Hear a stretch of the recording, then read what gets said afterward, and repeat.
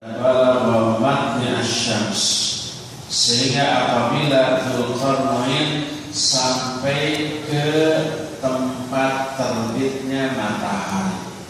Matahari terbit di mana? Di sebelah timur.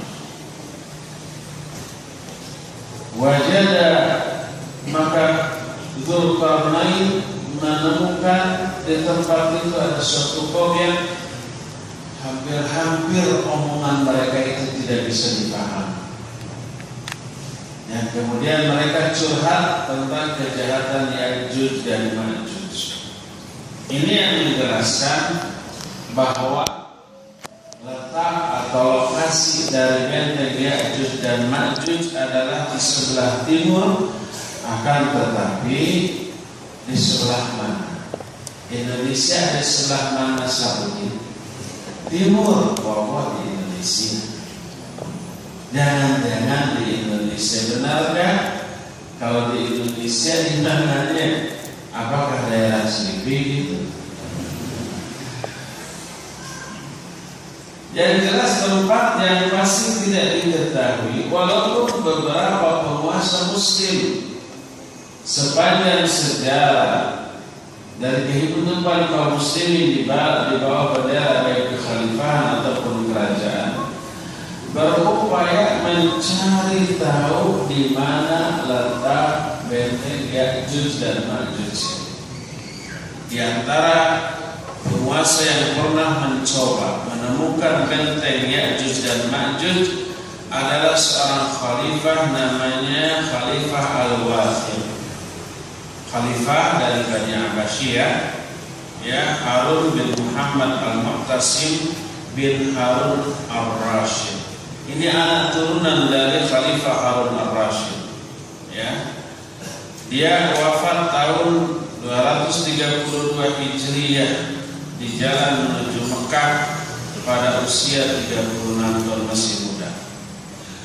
Nah, Khalifah Al-Wathir mengutus satu pasukan untuk mencari letak Ya'juj dan Ma'juj beserta bentengnya, lalu memberikan penjelasan rinci kepada sang khalifah tentang benteng ini.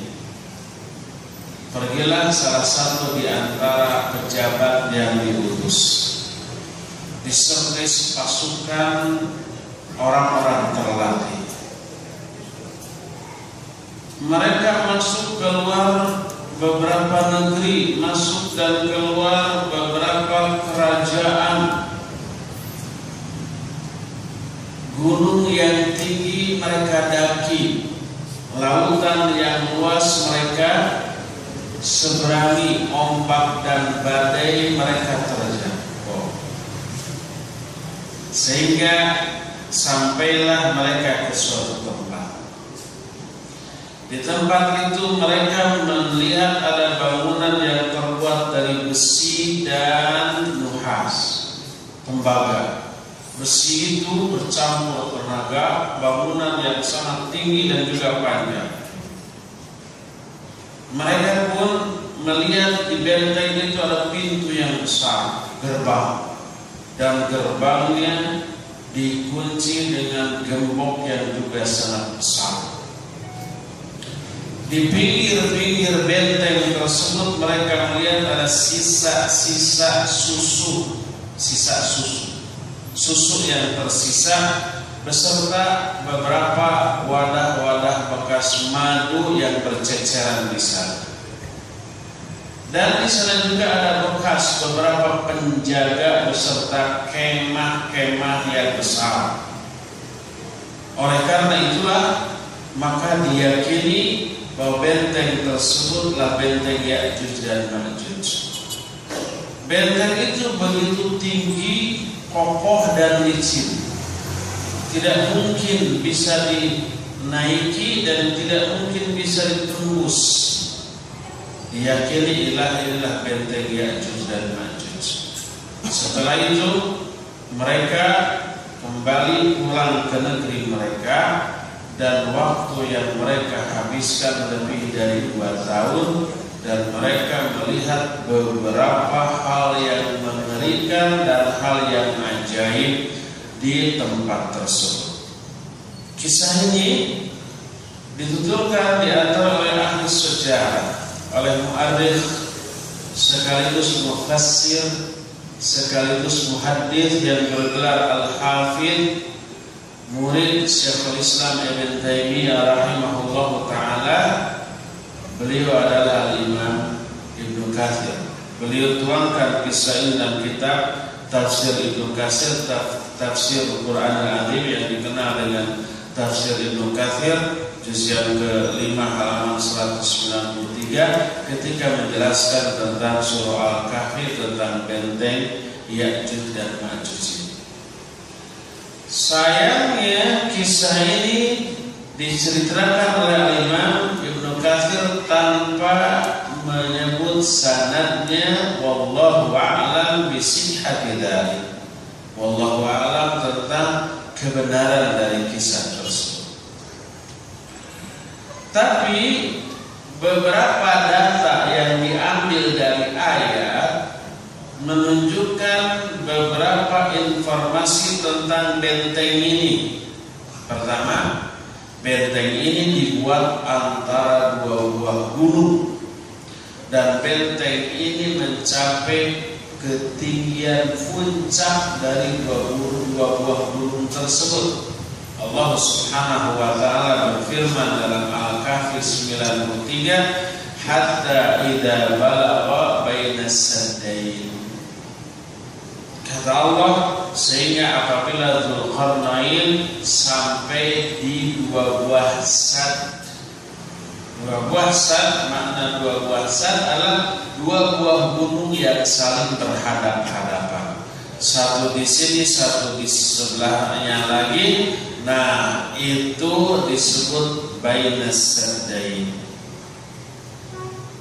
Lalu Allah pun berfirman, hatta idza sawa bainas sadafain, sehingga apabila besi-besi yang ditumpuk itu mencapai kedua puncak dari dua gunung tadi. Jadi tumpukan besi antara dua buah gunung itu mencapai ketinggian puncak gunung tersebut, dan setelah bertumpuk lalu dituangkan cairan tembaga yang meleleh. Setelah cairan tembaga yang meleleh dituangkan ke atas tumpukan-tumpukan potongan-potongan besi tadi, maka cairan tembaga yang meleleh tadi masuk ke seluruh selak-selak besi-besi yang berkumpul. Kemudian lama-lama karena suhu yang menurun, cairan tembaga tersebut membeku, menyatu dengan potongan besi dan mengeras. Coba teliti oleh para tukang insinyur sipil dan arsitek ya, perpaduan antara potongan besi dengan apa? Dengan tembaga yang meleleh. Ini kuat. Dzulqarnain membuat benteng dari bahan tersebut. Kalau sekarang kan mengecor itu dengan apa? Dengan semen, bukan dengan lelehan tembaga. Wallahu a'lam kuat mana? Mungkin kuat dengan tembaga ya, tapi repotnya kalau itu bangunan mau dipugar susah. Kalau semen kan bisa dihancurkan sedikit demi sedikit ya dengan besi yang kuat. Ini kalau besi gimana? Segelempeng itu. Paling mau diruntuhkan lagi harus dibakar lagi, dipanaskan lagi agar meleleh lagi ya. Mungkin rada ribet gitulah ya. Kalau mau direnovasi, kalau mau dihancurkan. Sebab banyak bangunan yang sudah dibangun megah, tapi kemudian harus dihancurkan kembali untuk renovasi, untuk perluasan bangunan lain yang dianggap lebih penting atau yang lain-lain. Makanya kuat banget, jangan untuk kepentingan renovasi dan perluasan, rapuh banget juga jangan, nanti runtuh. Jalan tengah mungkin dengan musola beren, Allah. Tapi benteng Ya'juj dan Ma'juj harus dibuat permanen untuk tidak diruntuhkan. Runtuh sedikit Ya'juj dan Ma'juj membludak keluar, dan itu membahayakan kehidupan manusia. Jadi dua data dari ayat pertama, benteng itu antara dua buah gunung. Yang kedua, benteng tersebut setinggi gunung tersebut, puncak, gak bisa didaki. Karena gunung bisa didaki karena terdiri apa? Dari batu-batu gitu bisa. Kalau besi mah ler, licin, nyorot. Wallahu a'lam, entah mungkin pakai alat yang bisa diatur kadar kemagnetan, tak gitu ya, tak. Tapi yang jelas Ya'juj dan Ma'juj bukan dengan cara seperti itu keluarnya. Ya sudah dijelaskan keluarnya dengan menggali. Adakah orang yang diyakini pernah melihat benteng Ya'juj dan Ma'juj di zaman Nabi SAW? Ya ada. Karena benteng Ya'juj dan Ma'juj jauh sebelum Nabi ada sudah ada. Karena ini zaman Dzulqarnain. Kapan Dzulqarnain hidup? Nanti kita bahas pada waktu membahas kisah Dzulqarnain. Jauh sebelum Nabi ada itu sudah ada. Tapi Nabi Muhammad SAW pun belum pernah melihatnya secara langsung. Beliau hanya pernah mengetahui informasi tentang kondisi benteng Ya'juj dan Ma'juj. Kata Nabi SAW dalam salah satu hadisnya, wailul a'rab, celaka orang-orang Arab. Karena apa? Karena sesungguhnya benteng Ya'juj dan Ma'juj sudah berlubang sebesar ini, sambil beliau memadukan antara jari telunjuk dengan jari jempolnya. Lalu seorang istri Nabi yang saat itu mendengar berkata, ya Rasulullah, nahliku wa fina solihun. Wahai Rasulullah, apakah kita ini akan binasa padahal di tengah-tengah kita ini masih banyak orang yang soleh? Itu pertanyaan dari Zainab binti Jahash radhiyallahu anha kepada Rasul sallallahu alaihi wasallam. Apa kata Rasul sallallahu alaihi wasallam? Na'am, idza kathrul khabath. Ya, kalau keburukan sudah merajalela, bisa binasa. Ya, Nabi SAW mengetahui bahwa telah terbuka benteng Ya'juj dan Ma'juj sebesar ini, sambil berisyarat dengan jempol dan telunjuknya yang disatukan ujung-ujung. Apakah beliau melihat langsung? Allah, mungkin diberikan gambaran, mungkin hanya diberikan informasi melalui wahyu. Tapi kalau melihat langsung ke lokasinya, beliau belum pernah. Adakah di zaman itu orang yang pernah melihat? Ya, ada. Dan dibenarkan oleh Nabi SAW. Sebagaimana diterangkan dalam hadis yang sahih, diriwayatkan oleh Imam Al-Bukhari dalam kitab Sahih Bukhari, bab kisah Ya'juj dan Ma'juj, bahwa kata Imam Al-Bukhari, qala rajulun lin Nabi sallallahu alaihi wasallam, berkatalah seorang laki-laki kepada Nabi sallallahu alaihi wasallam, ra'aitu sad baina minal barat ila al-mahbar. Aku pernah melihat benteng. Di mana benteng ini dari barat, ya, al-mahbar. Di dua buah gunung yang bertolak, yang berdekatan dengan lautan. Di sebuah pantai, gunung itu ada di pantai. Apa kata Nabi sallallahu alaihi wasallam? Oh, kalau begitu kamu telah benar-benar melihatnya. Dan Al-Imam Ibnu Hajar Al-Asqalani rahimahullah ta'ala ketika mensyarah hadis ini, Beliau menjelaskan bahwa yang dimaksud as-sad atau benteng yang ditanyakan oleh orang itu kepada Nabi SAW adalah benteng Ya'juj dan Ma'juj. Sebab tidak ada lagi istilah sad atau benteng yang diterangkan oleh Al-Quran yang dianggap penting bagian dari ajaran Islam ini selain benteng Ya'juj dan Ma'juj. Oleh karena itulah orang ini dikatakan oleh Nabi SAW, qad ra'aita, kamu benar-benar telah melihatnya. Dan itulah yang dimaksud dengan benteng Ya'juj dan Ma'juj. Akan tetapi sayangnya orang ini tidak menyebutkan di daerah mana, di negeri mana. Cuma dari omongannya terkesan atau terfahami orang ini seorang petualang yang sudah melanglang buana ke mancanegara, dan dia mengabarkan apa yang pernah dia lihat dalam pengembaraannya, yaitu pernah melihat sebuah benteng yang kokoh terbuat dari besi dan tinggi, dan Nabi SAW membenarkannya. Para ulama ada menyebutkan lokasi dari benteng tersebut sebagaimana yang dijelaskan dalam kitab Mu'jamul Buldan yang disusun oleh Yaqut Al-Hamawi.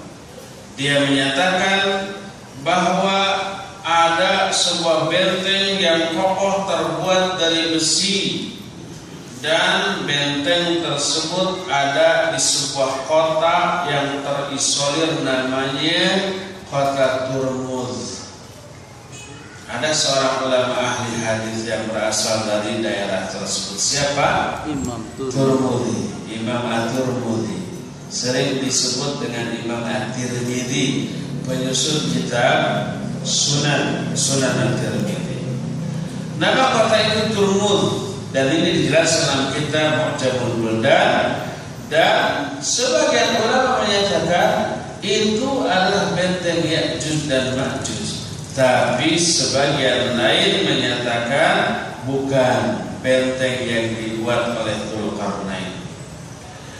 Wala'alla hadha as-sad wasul muhit bi madinati Turmuz alladhi dakhalahu Yaqut Al-Hamawi fi Mu'jamil Buldan wa laysa huwa sad Dzulqarnain.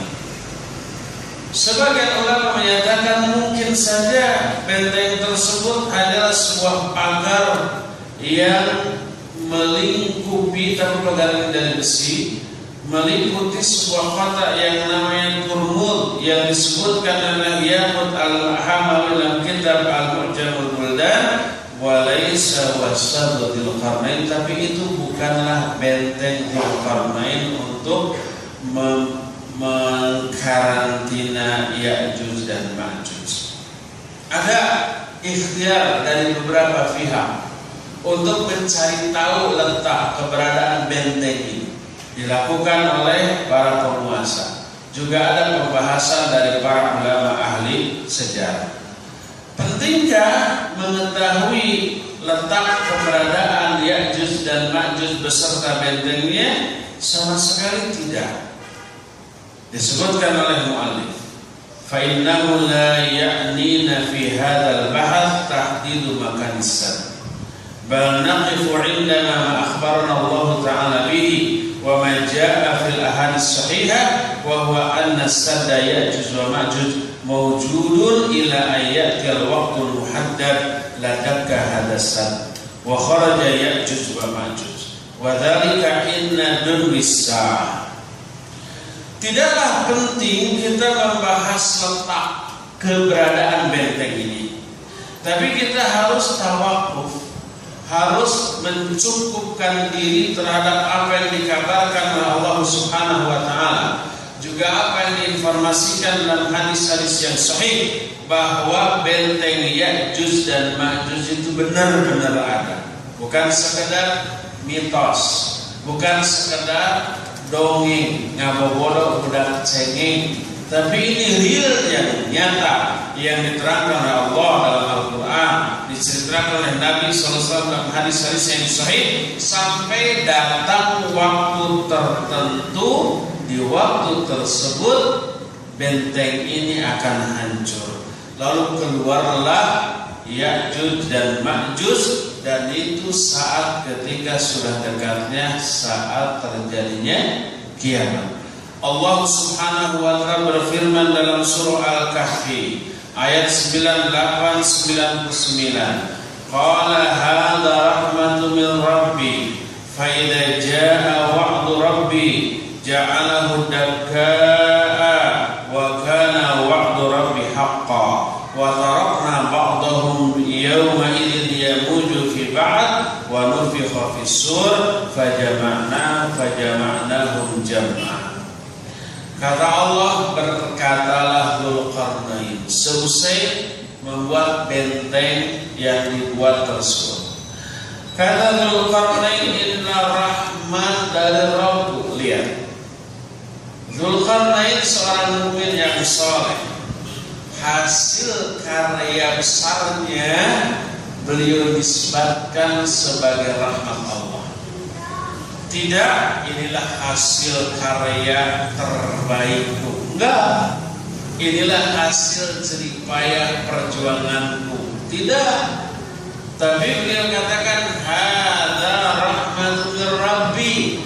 Ini rahmat dari Rabb. Ini sikap syukur. Kalau menisbatkan kepada kemampuan diri, apalagi menisbatkan kepada makhluk yang bernuansa unsur syirik. Oh, ini saya bisa berhasil menselip karena berkat barokah dari wali fulan. Tidak dinisbatkan kepada Allah. Ini yang saya jelaskan kemarin sore ya, bagi yang nonton, bagi yang juga hadir di sana. Itu sikap kufur nikmat. Sepasang suami istri sebelum punya anak minta kepada Allah, tapi ikhtiar juga kepada dukun, kepada kuburan dan seterusnya. Setelah pelindung perutnya hamil, dia menisbatkan kehamilan istrinya ke siapa? Kepada makhluk. Istri saya hamil berkat dukun si fulan. Istri saya hamil berkat saya berkunjung ziarah ke kuburan wali fulan. Makanya hamil. Tidak dinisbatkan kepada Allah Subhanahu wa taala. Itu kufur nikmat. Itu penyimpangan dari aspek tauhid. Itu menunjukkan kebobrokan tauhid. Dzulqarnain selesai membuat benteng yang luar biasa, sampai sekarang bertahan sampai akhir zaman, menyatakan hadza rahmatun min rabbi. Ini adalah rahmat dari Rabb, dari Allah SWT. Fa idza jaa wa'du rabbi, kalau datang masanya janji Rabbku, ja'alahu dakkaa, Allah akan menjadikan benteng ini hancur. Wa kana wa'du rabbi haqqan, dan sesungguhnya janji Rabbku ini pasti benar. Lalu apa yang terjadi setelah benteng itu hancur? Wa tarakna ba'dahum yawma idzin yamuju fi ba'd, kami biarkan sebagian dari komunitas Ya'juj dan Ma'juj pada hari itu datang bergelombang satu sama lain, menyapu seluruh tempat, membunuh setiap makhluk yang ditemuinya, ya, baik orang binatang, menghabiskan setiap air yang dilaluinya, sampai lautan yang berisi air tawar pun habis diminum oleh hanya sebagian dari mereka yang telat datang, nggak kebagian. Nasib orang yang lelet kayak begitu, nggak kebagian. Lalu kata Allah, wa nufikha fis-sur, setelah itu ditiuplah sangkakala, kiamat terjadi, menunjukkan keluarnya Ya'juj dan Ma'juj itu sebagai pertanda sudah dekatnya kepada kiamat. Wa fajama'nahum jam'a, lalu kami akan mengumpulkan kembali seluruh makhluk dengan sebenar-benarnya. Yang seluruhnya mati ketika kiamat dihidupkan kembali dan dikumpulkan. Ketika kiamat terjadi, manusia mati, jin-jin juga mati, binatang-binatang juga mati, para malaikat penghuni langit juga mati. Sudah kita bahas berdasarkan nas Al-Quran, ayat Allah menyatakan wa nufikha fis-sur fasa'iqa man fis samawati wa man fil ard illa man sya'allah. Ditiuplah sangkakala, maka matilah seluruh penghuni langit. Siapa penghuni langit? Malaikat, bukan burung. Burung masih di dunia. Bukan juga Superman, itu mitos, tidak ada di kieu. Tidak ada kenyataan. Dongeng, film, tukang ngabogodok udah cengeng. Siapa yang terinspirasi oleh Superman, itu orang ngabogodok katipu dongeng. Bukan Superman bukan di langit dan tidak ada. Jangankan di langit, di bumi, di mana juga tidak ada. Hanya ada di cerita, di dongeng, di buku, di film. Bukan juga burung masih di dunia. Penghuni langit yang binasa ketika sangkakala ditiup siapa? Para malaikat. Mati mereka. Fasa'iqa man fis samawati wa man fil ard, juga mati yang ada di muka bumi. Illa man sya'allah, kecuali beberapa makhluk yang Allah kehendaki. Ada yang tidak mati ketika sangkakala ditiup, tapi Allah dan Rasulnya tidak menjelaskan. Nggak ada Al-Quran dan hadis yang merinci siapa saja yang tidak mati dengan tiupan sangkakala pertama. Ada pembahasan dari para ulama sebagai ijtihad mereka. Sebagian ada yang menyatakan yang tidak mati itu seluruh makhluk yang ada di surga dan di neraka, karena surga dan di neraka diciptakan untuk abadi. Abadi pula makhluk yang menjadi penghuni kedua-duanya.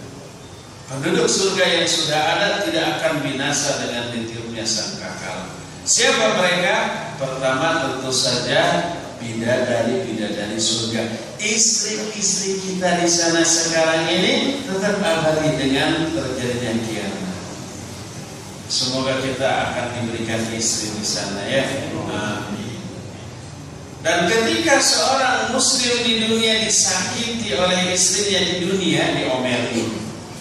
Di Baghdad, tahu di Baghdad? Di Baghdad dicemberutin, atau malah mungkin saja diberikan, atau malah ada juga yang dipukul. Ada ikhwan yang curhat, Ustaz, habis ngaji ke Ustaz, pulang tuh sepanjang jalan kepala saya dipukul oleh helm, sepanjang jalan di motor gitu, sampai ke rumah. Saya hampir celaka, Ustaz. Kenapa? Gara-gara begini, dia pengen bakso sehabis ngaji. Saya nggak suka bakso. Aduh, sepanjang dengar boleh ada ya kayak gara-gara bakso. Kepala dia ditaruh, diadu dengan helm, sampai di rumah helmnya retak. Saya tanya kepalanya retak enggak, karena helmnya helm yang jelek gitu, yang 20.000 dan 30.000. Kata Nabi SAW, la tu'di ya zaujatul la tu'dil musliman zaujatuhu fi dunya atau kama qala sallallahu. Tidaklah seorang istri di dunia menyakiti suaminya illa qalat zaujatuhu fil akhirah min huril, kecuali istri dia di akhirat dari kalangan bidadari surga berkata, la tu'dhi qatalakillah, jangan kamu sakiti, semoga Allah memerangimu. Karena sesungguhnya dia sementara berada di sampingmu, sebentar lagi dia akan datang menghampiri aku. Ini penghibur bagi suami-suami yang disakiti oleh istrinya ketika di dunia. Gak perlu stres, gak perlu sedih. Bayangkan saja hadis ini. Ketika seorang suami disakiti oleh istrinya di dunia, maka bila bidadari surga membela dia, mendoakan kejelekan kepada istrinya yang zalim tadi. Bayangkan, jangan dirasakan omongan pedas dari istrinya, jangan diambil hati. Bayangkan semusuh mungkin pembelaan bidadari surga, maka omelan sang istri akan disambut, dibalas dengan senyum kebahagiaan. Biasanya pas kaget ya, diomelin kok senyum-senyum. Jawab, ada perempuan cantik luar biasa yang sekarang membela saya dan sedang memaki-maki kamu. Kaget, mana, jangan di BB, sini BB, kasih. Ada apa? Di BB, di WhatsApp, di Facebook. Jangan-jangan kamu bikin status istri gue ngomel lagi. Enggak, sabar ya. Mana perempuan cantik tersebut? Dilihat di laci, di kolong. Enggak ada. Mana? Di surga. Siapa dia? Bidadari surga, calon istriku di surga. Emang kamu mau masuk surga kan? Mudah-mudahan. Daripada kamu terlihat. Tidaklah seorang istri di dunia memaki-maki menyakiti suaminya, kecuali istri dia di surga dari kalangan bidadari surga akan berkata, jangan kau sakiti, semoga Allah memerangimu. Sesungguhnya dia hanya berada sementara di sampingmu, sebentar lagi dia akan datang menghampiri aku. Nah gitu ya. Jadi ada wanita yang menyakiti suaminya dan dibela oleh bidadari surga. Bidadari surga sudah ada. Hadis tadi menunjukkan bidadari surga sudah ada di surga. Dan itu tidak akan binasa nanti ketika hancurnya alam jagat raya dengan tiupan sangkakala pertama. Yang berpendapat seperti dia Imam Ahmad bin Hanbal rahimahullah beserta ulama-ulama yang mengikutinya. Dan pendapat ini juga dikuatkan oleh Syekhul Islam Ibnu Taimiyah rahimahullah taala bahwa salah satu makhluk yang tidak binasa dengan tiupan sangkakala adalah surga beserta isinya, neraka beserta isinya, para malaikat yang ada di surga dan yang ada di neraka. Yang ada di surga mereka memakmurkan surga, membangun bangunan istana sesuai perintah Allah, menanam pohon-pohon untuk orang-orang yang mengamalkan amalan tertentu. Ketika ada orang bangun masjid di dunia, Allah bangunkan satu rumah baginya di surga. Man bana lillahi masjidan banallahu lahu baitan fil jannah. Siapa orang yang bangun satu masjid di dunia, Allah akan bangunkan satu rumah baginya di surga. Ketika kita belum bangun masjid, belum dibangunkan rumah di surga untuk kita. Begitu kita bangun, Allah merintahkan malaikat bangun satu rumah untuknya di surga, dibangun. Dua masjid kita bangun, dua rumah dibangun untuk kita. Siapa yang menanam satu pohon demi kepentingan umum di dunia, untuk berteduh, untuk penghijauan dan seterusnya, Allah akan bangunkan satu pohon baginya di surga. Siapa orang yang memelihara sholat 10 rakaat setiap hari, sholat apa? Rawatib, Allah akan bangunkan satu istana baginya di surga. Siapa yang membangunnya? Para malaikat. Siapa yang menanam pohon? Para malaikat. Siapa yang membuat irigasi demi kepentingan umum di dunia, Allah akan bikinkan satu sungai untuknya di surga. Para malaikat yang membuatkan itu. Jadi ada malaikat di surga, ada bidadari surga, ada wildan. Siapa wildan? Pelayan surga. Mau gak kita jadi wildan? Enggak mau, itu pelayan. Kita harus jadi tuannya, yang dilayani, bosnya. Allah berfirman, wa yatufu alaihim wildanun mukhalladun. Ya, ada itu yang tidak akan binasa. Jadi semua makhluk di langit dan di bumi mati dengan tiupan sangkakala tersebut, kecuali beberapa makhluk yang Allah kehendaki. Wa nufikha fis-sur, setelah Ya'juj dan Ma'juj keluar, beberapa lama setelah itu barulah ditiup sangkakala, lalu kami kumpulkan mereka, dihidupkan kembali. Para malaikat yang mati dihidupkan kembali, manusia yang mati dihidupkan kembali, jin yang mati dihidupkan kembali. binatang-binatang yang mati juga dihidupkan kembali berdasarkan nas Al-Quran dan hadis yang sahih. Tapi kemudian binatang dikembalikan kembali menjadi tanah, tidak langsung tidak terus dipisah terus ke surga ke neraka, tidak. Adapun para malaikat tidak dihisab, karena amalan-amalan yang mereka lakukan sekalipun merupakan ibadah ketaatan kepada Allah, tapi amalan mereka bukan amalan syar'i, tapi amalan kauni. Tidak dihisab, tidak dipahalai dengan amalannya, tidak. Karena apa? Karena sekali lagi mereka mengamalkan amalan-amalan yang sifatnya kauni. Mereka tidak diberikan kelemahan, tidak diberikan keinginan untuk menolak, tidak diberikan juga kemampuan untuk tidak melaksanakan perintah Allah Azza wa Jalla, pasti melaksanakan. Tidak diberi kelemahan berupa kelelahan, rasa malas, rasa bosan, rasa jemu, kasangke, kapegel. Tidak Allah berikan kelemahan itu kepada mereka. Sehebat apapun, seberat apapun tugas mereka, mereka tidak mengeluh, mereka tidak kelelahan, mereka tidak jemu, mereka tidak bosan, mereka tidak cangkel, tidak pegal. Maka amalan mereka tidak dipahalai. Amalan mereka itu amalan kamu. Makanya tidak dihisab.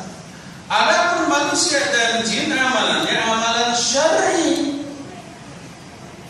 Perintah Allah untuk dilaksanakan oleh mereka perintah yang syar'i. Manusia diberi keinginan dan kemampuan untuk menolak. Ada nggak manusia yang menolak perintah Allah? Banyak. Mereka juga diberi keterbatasan dan kelemahan. Ada rasa capek, ada rasa lelah, ada rasa cangkel, ada rasa pegel. Yang semua itu kadang menjadi penghalang terlaksananya perintah Allah. Akhirnya tidak dilaksanakan karena tahu melaksanakan perintah Allah capek, cangkel, pegel. Saya tanya sekarang, bapak-bapak pegel nggak sekarang? Pegel kan? Pegel. 1 jam lebih, kadang sampai 2 jam. Untuk sekarang 1,5 jam. Khusus spesial hari ini. Saya sampai jam 10 terakhir. Jam 10 mau ada pertanyaan masih banyak atau tidak, saya hentikan. Dan gak boleh lagi ada yang bertanya di luar. Sedang pasang lampu sejak sekarang. Karena ada acara lain jam 11 di Cikarang ya. Mohon maaf. Tapi nanti akan dikasih tanya jawab semenit 2 menit. Ya. Cangkel. Ada bosan, ada boring, ada keselnya. Mungkin bapak-bapak tidak, tapi di bawah ibu-ibu anak kesel secara psikis karena anak-anak ribut. Nggak kedengaran ke sini sekarang ya. Nggak ada anak-anak yang ribut ke sini, ada anak-anak ke sini tapi bager. Nggak ribut, nggak lari-lari, nggak nangis, nggak rewel, nggak minta jajan. Tapi di bawah ibu-ibu kesel karena banyak anak yang ribut. Ya mungkin sekarang ribut. Tapi alhamdulillah kita tidak mendengar. Allah menyelamatkan kita dari gangguan anak-anak yang ada di bawah. Tapi ibu-ibu yang ada di bawah tidak terselamatkan. Tuh ya. Ini yang membuat enggan lagi untuk datang ngaji, dapat PC, hadiri, kajian ilmiah setiap hari di Ar-Rahman. Nggak mau ribut anak-anak dan nggak ada satpam di sana. Kalau di sini nggak ada satpam, tapi saya langsung satpam. Ada yang ngobrol, ada anak-anak lari-lari langsung saya tunjuk bapaknya. Mana bapaknya? Didengarkan. Alhamdulillah tidak ada di sini. Di bawah yang kedengaran itu. Ada satu anak yang satu anaknya yang kedengaran, yang tidak kedengaran malah gitu banyak lagi. Ya, kasihan ibu. Nah, yang ada HP. Dimatiin HP. Sebuah hadis dari Nabi SAW yang menyatakan benteng itu ada dan belum hancur. Dari Abu Hurairah radhiyallahu anhu, Nabi SAW bercerita tentang Ya'juj dan Ma'juj. Yahfirunahu kulla yawmin hatta idza kadu yakhriqunahu. Qala alladhi alayhi irji'u. Ya. fasataghfirunahu ghaddan. Qal fayu'iduhu Allahu ka'ashaddi ma kana hatta idza balaghu muddatahum wa arada Allah ta'ala ay yab'athahum 'ala an-nas qala alladhi 'alayhi yarji'u fasataghfirunahu ghaddan insyaallah ta'ala wastathna.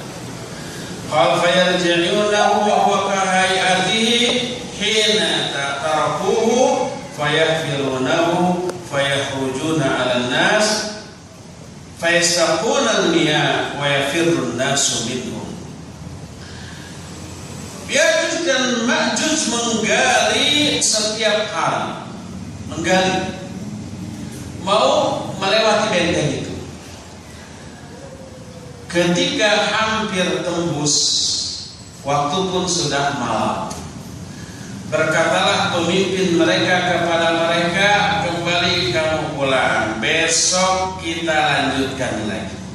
Karena sudah malam, mereka juga sudah lelah. Pulanglah mereka. Ketika mereka pulang, hasil galian mereka Allah kembalikan lebih kuat lagi daripada sebelumnya. Besok mulai dari nol lagi dan lebih kuat lagi. Terus tiap hari begitu. Tapi mereka tegar. Mereka itu ulat nikre tur ngereye, dan itu tetap mereka lakukan setiap hari. Tidak putus asa. Mereka mengatakan tidak begini, wah kembali seperti awal, capek ya, udah aja berhenti. Enggak begitu, terus setiap hari. Belajarlah kepada keulatan Ya'juj dan Ma'juj dalam hal tersebut. Ini ikhwan dan akhwat belajar bahasa Arab ya, dari awal fa'ala yaf'alu fa'lan fa'ilun fa'ul, terus begitu. Baru 1-2 hari, seminggu 2 hari bosan, udah berhenti. Ada kursus lagi di tempat lain, ikut lagi dari dulu lagi. Seminggu 2 minggu bosan lagi, berhenti lagi. Ada kursus tempat lain lagi, ikut lagi dari nol lagi, terus aja dari nol. Harusnya istiqomah terus. Ya, manjadda wajada, asal kayang tangtupan. Siapa yang berusaha sungguh-sungguh dia akan berhasil. Ya, jangan ulang lagi dari nol lagi. Kayak orang terobsesi mau jadi pendekar, ingin bisa loncat tinggi, sekali pukul benteng ambrol. Ikut dari awal, ya, baru dasar sebulan 2 bulan capek lemes, berhenti ya. Ikut perguruan lain, perguruan ini malelet, ikut perguruan dari mana? Dari nol lagi. Akhirnya pasang kuda-kuda lagi 6 bulan, belum mukul, belum menghindar. Terus tiap hari 6 bulan lah bosan, kuda-kuda terus kapan jadi pendekarnya? Keluar, masuk lagi perguruan lain yang hebat. Dari mana? Dari nol lagi, kuda-kuda lagi. Kapan mukulnya, kapan saltonya? Ya salto kan nanti setelah 3, 4, 5 tahun baru belajar salto. Harus apa? Ulet deh. Belajarlah keulatan kepada Ya'juj dan Ma'juj. Sehingga apabila mereka sampai pada masa tertentu dan Allah hendak mengeluarkan mereka menuju manusia, maka berkatalah pemimpin mereka, pulang kamu, besok kamu gali lagi insyaallah. Mereka pakai insyaallah, pakai istisna. Istisna ini macam maknanya ucapan insyaallah. Takbir Allahu Akbar, tasbih subhanallah, tahmid alhamdulillah, istighfar astagfirullahaladzim, istisna insyaallah. Mereka istisna. Besoknya lihat kehebatan insyaallah. Besoknya mereka kembali dan menemui lubang itu tetap seperti kemarin, tidak tertutup lagi. Jadi tinggal sekali 2 kali gali amrol, lalu keluarlah mereka menemui seluruh manusia. Mereka meminum seluruh air, membunuhi seluruh manusia yang ditemui, dan semua orang lari menghindari mereka. Hadis tersebut diriwayatkan oleh Imam At-Tirmidzi, oleh Imam Ibnu Majah, oleh Imam Al-Hakim dan yang lain-lain dengan sanad yang sahih. Dan inilah kemunculan mereka karena insya Allah yang diucapkan oleh pemimpin mereka. Ya, akhirnya apa yang terjadi sudah diterangkan pada hadis-hadis terdahulu. Seluruh manusia yang ditemuinya dia bunuh. Seluruh air yang ditemui diminum sampai kering. Sampai Nabi Isa dan para pengikutnya yang saat itu masih hidup pun harus menyingkir ke gunung. Bagaimana binasanya mereka? Allah mengutus apa? Binatang kecil yang lemah muncul dari punduk mereka. Apa? Belatung. Belatung itu memakani daging-daging mereka sampai habis, sampai menggemuk. Asalnya belatung itu sekecil, bukan kuku, lidi yang kecil. Setelah memakan daging mereka lebih besar daripada jempol-jempol. Mereka bersyukur terhadap daging-daging Ya'juj dan Ma'juj. Dengan itulah maka binasalah Ya'juj dan Ma'juj. Seluruh permukaan bumi penuh dengan bangkai-bangkai yang bergelimpangan. Daging mereka habis, darah-darah mereka bercucuran, tulang-tulang mereka berserakan. Tidak ada tempat berpijak bagi manusia yang masih hidup saat itu. Seluruhnya berserakan oleh daging dan tulang mereka. Baunya sangat menyengat. Bagaimana cara Allah membersihkan kembali bumi? Diutuslah burung-burung. Apa nama burungnya? Tidak disebut, bukan ababil. Tidak disebut. Seperti punduk unta, burung-burungnya tersebut. Lalu disambarlah sisa-sisa daging, tulang-tulang, dan dilempar ke lautan atau ke tempat yang Allah kehendaki. Maka bersihlah bumi. Tinggal tersisa baunya dan serpihan kecil dari sisa-sisa daging. Lalu Allah menurunkan hujan yang sangat lebat, membersihkan kembali bumi yang sudah kotor dengan bangkai mereka. Kembalilah bumi seperti sedia kala. Itulah kisah Ya'juj dan Ma'juj. Kita anggap selesai sampai di sini, sehingga bulan depan insya Allah kita akan bulan depannya Sabtu yang akan datang, insya Allah kita akan berbicara tentang Dzulqarnain yang ada kaitannya dengan Ya'juj dan Ma'juj. Cukup hari ini, pagi ini sampai di sini saja dulu, dan kita masih punya sisa waktu kira-kira 20 menit untuk pertanyaan jawab. Wassallallahu ala nabiyina Muhammadin wa ala alihi wa ashabihi wasallam. Bewara sebelum tanya jawab, bagi yang punya minum silakan diminum.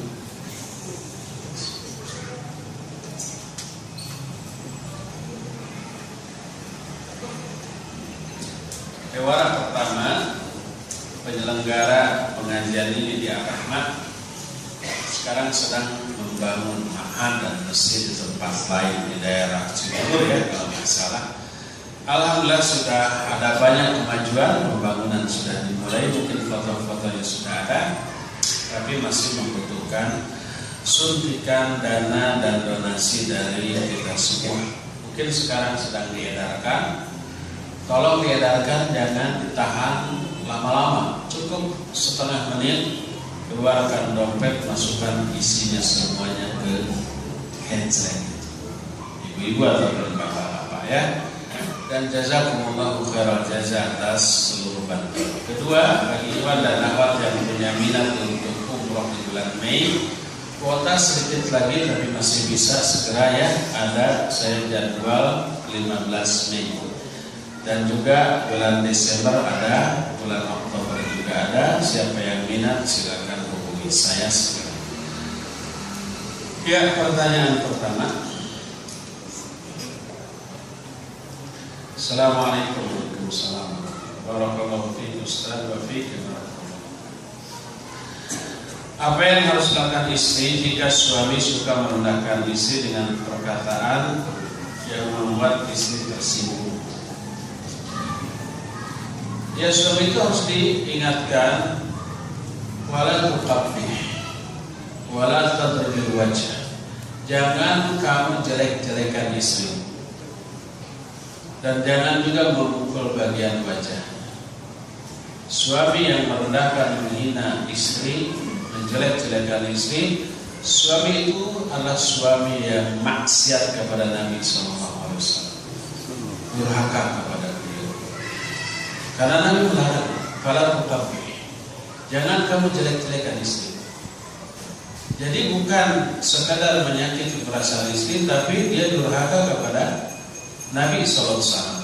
Celaan yang dilakukan oleh suami kepada istri menunjukkan tipisnya kadar ketakwaan si suami. Nabi SAW menyatakan, ya, nikahkan putrimu dengan seorang yang bertakwa. In ahabbaha yukrimha, wa illam yuhibha lam yadlimha. Kalau suami yang takwa itu mencintai putrimu, dia akan memuliakannya. Suami tersebut akan memuliakan istri kalau mencintai. Wujud kecintaannya diaplikasikan dalam bentuk memuliakan. Si istri adalah manusia yang layak dimuliakan oleh suami, karena banyaknya jasa dari si istri kepada suami. Karena istri, sang suami jadi terjaga agama dan akhlaknya, terjaga pandangannya, terjaga tersalurkan syahwatnya secara alam. Karena istri, suami merasakan ketenangan terhadap harta dan rumahnya serta anak-anaknya, karena ada yang menjaga, memeliharanya dan mengaturnya, yaitu sang istri. Karena sang istri, suami mempunyai anak-anak yang menjadi penerusnya, yang akan menyebabkan dia tertolong di akhirat karena anaknya yang terdidik oleh istri. Walhasil istri itu seseorang yang sangat luar biasa besar jasanya bagi suami. Makanya layaklah dia dimuliakan. Seorang suami yang bertakwa akan memuliakan istri. Wa illam yuhibha, kalau suami itu tidak mencintai istrinya, karena mungkin istrinya nyebelin, lam yadlimha, suami itu tidak akan berbuat zalim kepada istri. Oleh karena itu, kalau seorang suami berbuat zalim kepada istri dengan cara memaki, menjelek-jelekannya, menunjukkan kadar ketakwaan yang tipis, yang kecil, bahkan tidak ada sama sekali. Jadi ingat, sikap seorang suami kepada istri itu perwujudan dari ketaatannya kepada Rasulnya SAW. Kalau menyakiti dan berbuat zalim kepada istri, bukan hanya menyakiti istri, tapi juga durhaka kepada Rasulullah SAW. Ingatkan itu, ya. Contoh, pada saat istri meminta uang untuk beli baju, suami bilang, kamu pikir aja setiap hari ibadah jalan, tapi minta duit ditolak. Iya, karena keperluan kan sehari-hari nih, untuk beli terasi, untuk beli sambal. Jangan sampai suami minta macam-macam tapi ngasih duitnya tidak. Masa makan tempe lagi kamu lagi daring dong. Kata istrinya, kan cuma dikasih 20.000 sehari, mana cukup untuk daging? Ah, kamu ngeles aja. Ya bukan ngeles, ini realita begitu ya. Fakta ini suami gak mikir. Dengan kata-kata itu istri marah dan tersinggung. Apa boleh istri marah juga mendiamkannya? Infaq billati hiya ahsan. Balaslah keburukan dengan kebaikan, itulah yang terbaik, ya.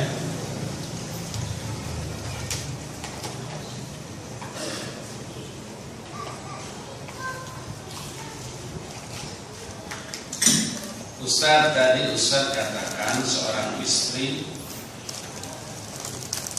menyakiti suami, ada hadisnya. Gimana kalau suami sering berbuat zalim kepada istri? Istri sudah berusaha menerima apa adanya. Apakah ada pembelaan juga, Ustaz? Ini nggak ada.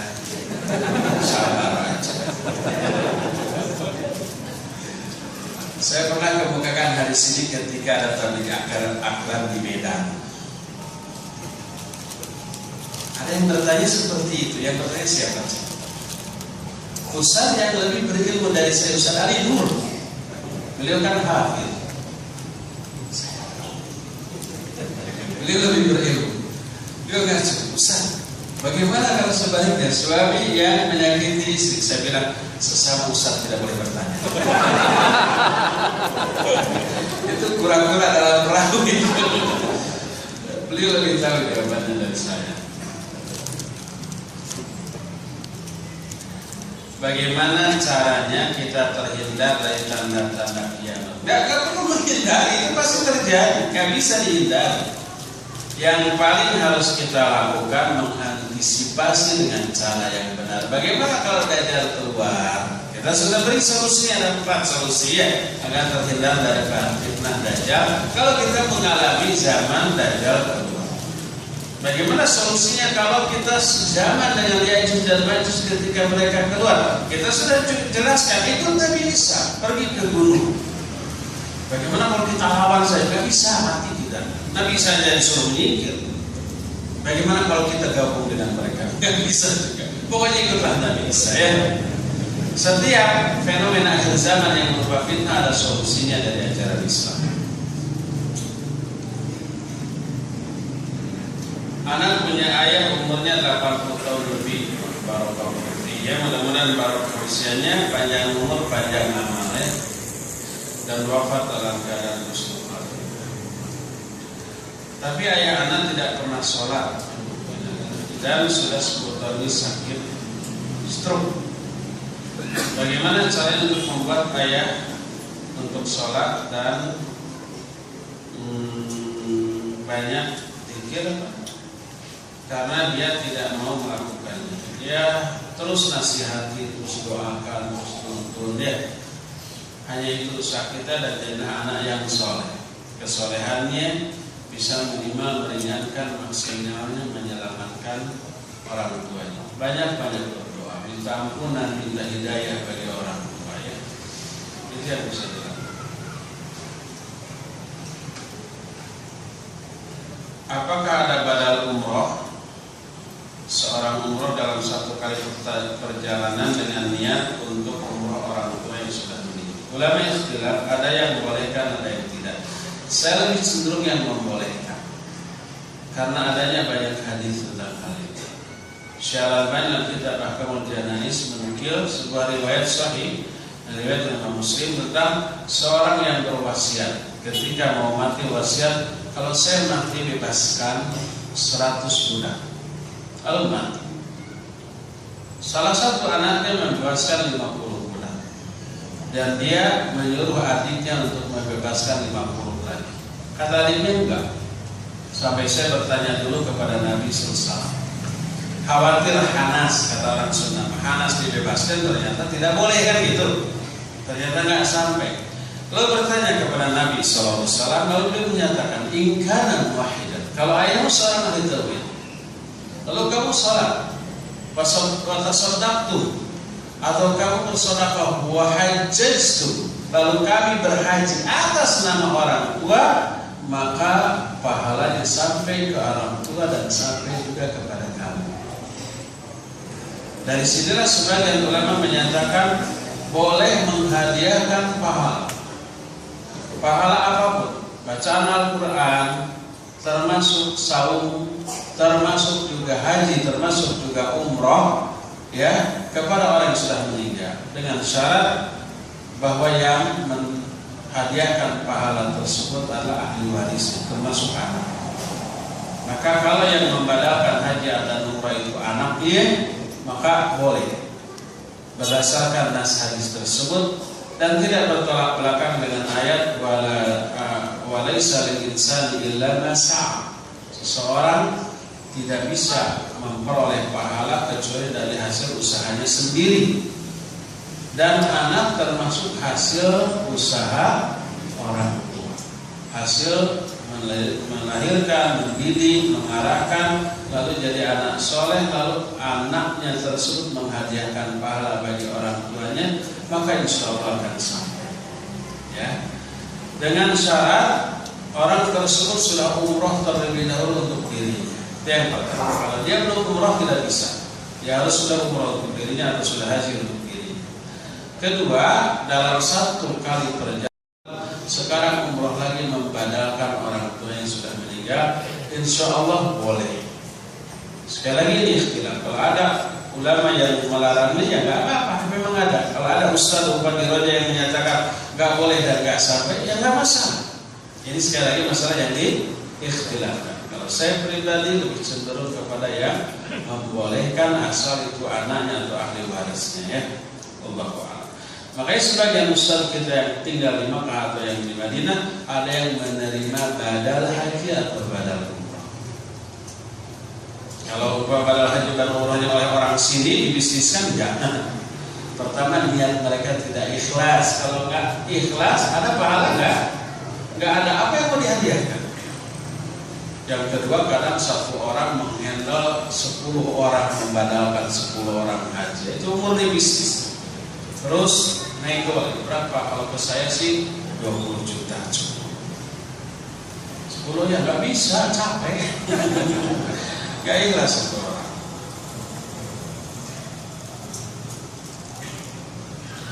Kalau ada seorang wanita yang hampir setiap hari pulang kerja mendapati waktu maghrib di atas bus atau di tol, manakah yang lebih baik dilakukan? Sholat maghrib di atas bus atau sholat maghrib di jamak dengan isya? Lebih baik di jamak dengan isya, ketika waktu masih memungkinkan dan kita lebih maksimal di dalam melakukan sholat. Kecuali kalau juga nggak bisa di jamak. Upaya sholat asar nggak bisa di jamak dengan masjid, asar masih di bus dan macet sampai di rumah maghrib, nggak bisa asar di jamak dengan maghrib. Silakan lakukan di dalam bis. Keluarnya Ya'juj dan Ma'juj apakah merupakan tanda kiamat? Berarti pada saat itu sudah tidak ada orang yang berimankah pada saat masih Nabi Isa kan masih ada. Yang dimaksud dekat bukan langsung saat itu atau beberapa hari setelah itu, tapi sudah dekat dibanding masa-masa sebelumnya. Apakah berarti terhitung tahunan? Enggak terhitung tahunan, tapi mungkin ratusan tahun lagi. Karena nanti kita akan bahas salah satu tanda kiamat adalah matahari terbit dari sebelah barat. Ketika matahari terbit dari sebelah barat, masih adakah orang yang beriman? Tidak ada. Ada dan orang kafir saat itu beriman, tapi iman mereka tidak ada manfaat. Ada orang yang tobat, tapi tobat mereka tidak ada manfaat. Setelah matahari terbit dari sebelah barat, berapa lama lagi sampai kiamat? 120 tahun. Silakan. Masih lama. Ada nasihat. Mana? Nanti pada waktu. Sekarang.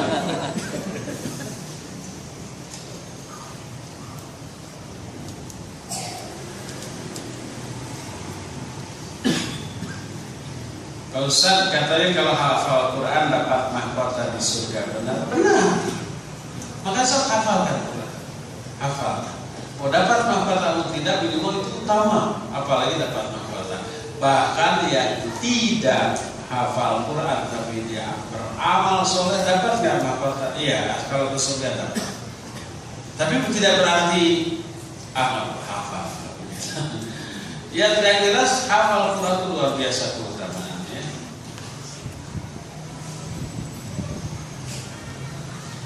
Mana yang lebih penting, menghafal Quran atau mempelajari arti dan mengamalkan? Dua-duanya penting, tidak bisa dipisahkan. Tapi mengamalkannya itu lebih utama. Mengamalkan. Ustaz, kalau ada istri yang disakiti suami gimana tuh? Kan banyak yang biasanya dari apa tuh? Karena ingin dapat keadilan. Masa kalau suami disakiti istri ada yang membela? Terus gimana kalau suami yang disakiti istri? Istri yang disakiti suami. Dalam kisah Ya'juj dan Ma'juj, kapan Nabi Isa turun dari langit? Sudah sebelumnya ya. Sebelum ada Ya'juj dan Ma'juj sudah turun membunuh siapa? Dajjal. Setelah Dajjal terbunuh, Nabi Isa masih ada, masih itu, baru keluarlah Ya'juj dan Ma'juj. Jadi musuh Nabi Isa itu Dajjal atau Ya'juj dan Ma'juj? Mungkin ini nggak hadir di hari-hari sebelumnya ya. Musuh Nabi Isa Dajjal, Dajjal dibunuh Nabi Isa. Setelah Dajjal mati, Nabi Isa kemudian bertemu dengan beberapa orang mukmin, lalu keluarlah Ya'juj dan Ma'juj. Dajjal adalah super villain. Villain apa? Oh, penjahat super. Ya, bacanya gimana? Villain? Villain. Oh, villain. Super villain. Wah, ini kosakata. Dajjal adalah super villain. Sedangkan Nabi Isa adalah super jauh. Boleh nggak kita mengajarkan pada anak-anak kecil penokohan-penokohan seperti dengan niat mengalihkan anak-anak tersebut dari tokoh-tokoh baik dan jahat, namun dari tokoh ciptaan orang kafir, seperti Batman dengan siapa, Joker, seperti Superman dengan lawannya siapa? Lex Luthor. Siapa lagi kah contoh tokoh-tokoh baik dan jahat lainnya yang bisa kami angkat untuk menggugah perhatian anak? Banyak. Nabi selesai dengan Abu Jahal, ya. Nabi Isa Nabi Musa versus Fir'aun, Nabi Daud versus Jalut, atau dalam versi orang kafir David and Goliath, atau umpamanya Nabi Ibrahim dengan Raja Namrud. Itu Nabi dengan musuh-musuhnya. Sudah ya, sampai di sini saja dulu. Insya Allah kita berjumpa lagi hari Sabtu yang akan datang. Kalau Sabtu yang akan datang normal waktu seperti biasa. Tapi ingat, mulainya 8:30, jangan telat. Siapa yang telat saya tinggal, ya. Kecuali kalau saya telat tolong tunggu. Subhanakallahumma bihamdika asyhadu an la ilaha illa anta astaghfiruka wa atubu ilaik. Alhamdulillahirabbil alamin wa sallallahu ala nabiyyina Muhammadin wa ala alihi wa sahbihi wasallam.